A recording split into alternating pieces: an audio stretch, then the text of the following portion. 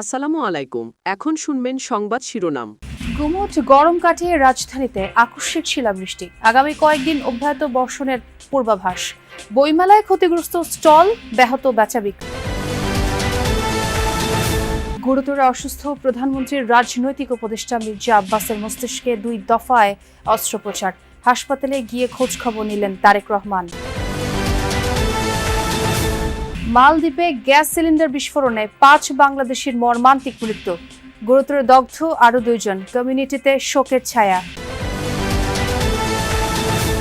ইরাকে রিফুয়েলিং বিমান বিধ্বস্তের ঘটনায় 6 মার্কিন সেনা নিহত।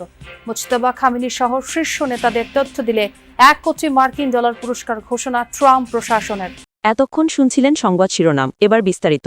রাজধানী সহ আশপাশের বিভিন্ন এলাকায় মাঝারি বৃষ্টি সহ শিলাবৃষ্টি হয়েছে। দিনের হালকা গরমের পর এক পশলা বৃষ্টিতে চারপাশে নেমে আসে স্বস্তিদায়ক শীতল আবহ।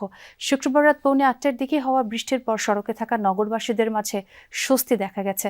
তারা বলছেন, ইফতারের পর হালকা গরম আবহাওয়ার মধ্যে বৃষ্টি হওয়ায় বেশ ভালো লাগছে। বৃষ্টি ভোগান্তি না হয়ে সবার জন্য স্বস্তির হয়েছে বলেও জানান তারা। তবে হঠাৎ বৃষ্টিতে ভোগান্তিতেও পড়তে হচ্ছে শপিংয়ে বের হওয়া নগরবাসীকে। বৃষ্টির কোনো প্রস্তুতি ছাড়া ছুটির দিনে বের হওয়ায় অনেকেই ভিজে যান। এদিকে আবহাওয়া অফিস বলছে, মৌসুমের স্বাভাবিক লঘুচাপ দক্ষিণ বঙ্গোপসাগরে অবস্থান করছে। এর প্রভাবে ঢাকা সহ দেশের 8 বিভাগে আগামী 5 দিন বজ্রসহ বৃষ্টির এই প্রবণতা অব্যাহত থাকতে পারে। এ সময় সারা দেশে দিন ও রাতের তাপমাত্রা সামান্য বাড়তে পারে জানিয়েছে আবহাওয়া অফিস। এখন একটু একটু করে গরমও পড়ছে, এই বৃষ্টিটা স্বস্তিদায়ক। আর সারাদিন আসলে রোজা থেকে একটু শপিং করছি, যেহেতু এই যে ঘোরাঘুরি হচ্ছে, এনার্জি লস হচ্ছে, তো এই যে বৃষ্টিটা খুব প্রশান্তির। খুবই ভালো লাগছে, আল্লাহর রহমতে আজকে সুন্দর একটা বৃষ্টি হচ্ছে। বিজলি চমকাচ্ছে, বাচ্চা আছে সাথে, এর জন্য ভয় পাচ্ছি যে আবার কোন বিপদ আপদ হয় নাকি। মানে বহুদিন পরে বৃষ্টি হয়েছে, খুব ভালো লাগছে। বইমেলার শেষ শুক্রবারে বৃষ্টির হানা, ইফতার পরবর্তী মেলায় তাই ছিল না আগের উচ্ছ্বাস। ফাগুনের শেষ বৃষ্টি অনেকটা আগুন হয়ে যেন ঝরল মেলায়। শিলাবৃষ্টিতে ক্ষতিগ্রস্ত হয়েছে অনেক স্টল।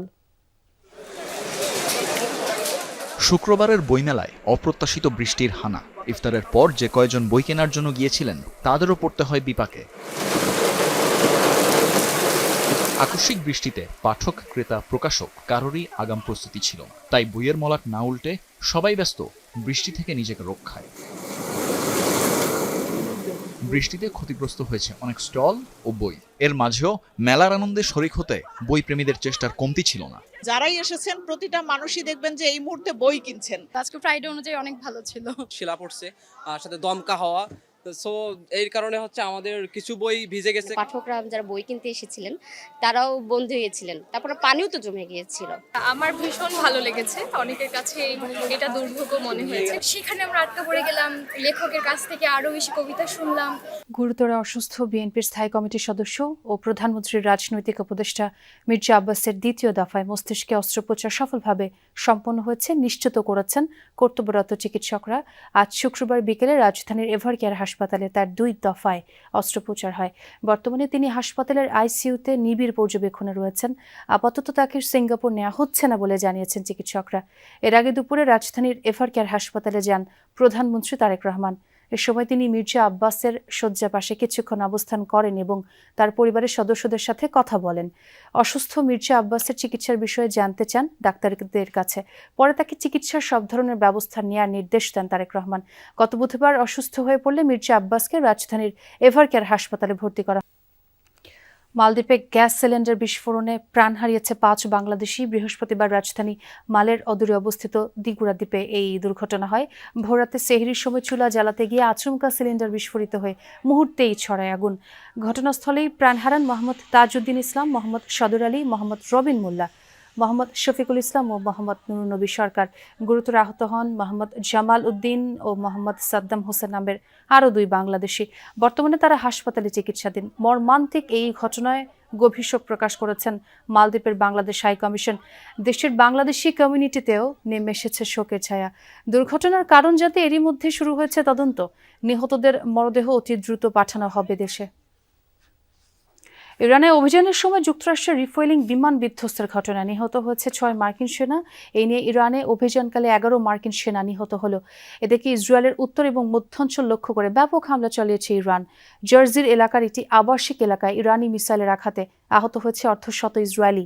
অন্যদিকে আওয়াজ সহ ইসরায়েলের বিভিন্ন স্থানে ব্যাপক হামলা চালিয়েছে ইসরায়েল। এখন পর্যন্ত দেশটিতে প্রাণহানি 1400 ছাড়িয়েছে। বৃহস্পতিবার অপারেশন এপিক ফিউরির অধীনে ইরানে অভিযানে অংশ নেয় যুক্তরাষ্ট্রের দুটি KC-135 মডেলের রিফিউলিং এয়ারক্রাফট। অভিযানের সময় ইরাকের পশ্চিমাঞ্চলের আকাশ থেকে হঠাৎই রহস্যজনকভাবে নিখোঁজ হয় উড়োযান দুটির একটি। পরে মার্কিন সামরিক কমান্ড আনুষ্ঠানিকভাবে এই ক্ষতির কথা স্বীকার করে। এ ঘটনার পর উদ্ধার অভিযানে অংশ নেয় একাধিক চিনুক হেলিকপ্টার ও কমব্যাট উড়োজাহাজ। তবে হামলা নয়, এটিকে দুর্ঘটনা বলেই দাবি করছে মার্কিন সেন্টকম। বিমানটির সকল ক্রু নিহত হয়েছে বলেও নিশ্চিত করা হয়। তবে এর আগে ট্যাঙ্কারটিতে মিসাইল হামলার দাবি করে ইরাকের একটি সশস্ত্র গোষ্ঠী। বিধ্বস্ত উড়োযানটির মডেল বোয়িংয়ের তৈরি, যা মাঝ আকাশে যুদ্ধ ও বোমারু বিমানের রিফুয়েলিংয়ের কাজে ব্যবহৃত হয়।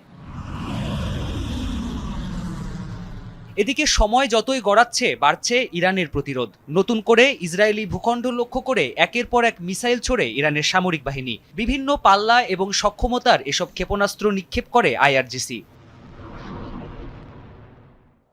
এসব ক্ষেপণাস্ত্র রীতিমতো তাণ্ডব চালায় ইসরায়েলের উত্তর ও মধ্যাঞ্চলে। এর মধ্যে সবচেয়ে বেশি ক্ষতিগ্রস্ত হয়েছে জার্জির শহর। বেশ কয়েকটি স্থাপনায় সরাসরি আঘাত হানে ইরানি মিসাইল। এতে ক্ষয়ক্ষতি হয় নিরাপত্তা চৌকি, আবাসিক ভবন সহ বিভিন্ন স্থাপনা। ইসরায়েলের স্থানীয় প্রশাসন বলছে ইরানের হামলায় অর্ধশত আহত হয়েছে। আমরা ইরানের পরমাণু এবং মিসাইল সক্ষমতা ধ্বংস করে দেব। এর মধ্যে তাদের বিভিন্ন বাহিনীর সদর দপ্তর গুড়িয়ে দেওয়া হয়েছে। IRGC এবং বাসিজ ফোর্সের কোমর ভেঙে দেওয়া হবে। শুধু ইসরায়েলি নয়, নতুন করে হামলা চালানো হয়েছে আরব আমিরাত এবং বাহরাইনেও। এর মধ্যে দুবাইয়ের বিভিন্ন বাণিজ্যিক কেন্দ্রকে টার্গেট করা হয়। ইরানের দাবি মার্কিন মালিকানাধীন ছিল স্থাপনা। অন্যদিকে বাহরাইনে মার্কিন ঘাঁটি লক্ষ্য করে চলে হামলা। এদিকে ইরানের বিভিন্ন স্থানে অব্যাহত আছে মার্কিন এবং ইসরায়েলি যৌথ অভিযান। বৃহস্পতিবার রাত থেকে এখন পর্যন্ত ইরানের অন্তত 200 টার্গেটে সফল হামলা চালিয়েছে ইসরায়েল। প্রাণপ্রতিম কুণ্ডু, যমুনা নিউজ। ইরানের নতুন সর্বোচ্চ নেতা মুজতবা খামেনি ও নিরাপত্তা কাউন্সিলের উপদেষ্টা আলী লরিজানির বিষয়ে তথ্য দিলে $1 কোটি মার্কিন পুরস্কার ঘোষণা করেছে ট্রাম্প প্রশাসন। সামাজিক মাধ্যম এক্সে এই ঘোষণা দেয় মার্কিন পররাষ্ট্র মন্ত্রণালয়ে। জানানো হয় তাদের বিষয়ে নির্ভুল তথ্য দিতে পারলে আর্থিক পুরস্কারের পাশাপাশি যুক্তরাষ্ট্রে পুনর্বাসনের সুযোগ পাবেন তথ্যদাতারা। মুজতবা খামেনি আর লরিজানি ছাড়াও ইসমাইল খতিব, আলী আসগর হেজাজি, মেজর জেনারেল ইয়াহিয়া রহিম সাফাভি ও ব্রিগেডিয়ার জেনারেল ইস্কান্দার মোমিনিস সহ ইরানের বেশ কয়েকজন শীর্ষ নেতার বিষয়ে তথ্য চাওয়া হয়েছে ওই বিবৃতিতে। তবে এর কিছু সময় আগে আল কুদস দিবস উপলক্ষে তেহরানের রাস্তায় জনগণের সাথে হাঁটতে দেখা যায় আলী লরিজানিকে। সামাজিক মাধ্যমে নিজের অংশগ্রহণের ছবিও পোস্ট করেন তিনি। বর্তমান সরকার গণমাধ্যমকে অবাধ স্বাধীনতা দিতে কাজ করছে, এমনটাই বলেছেন তথ্য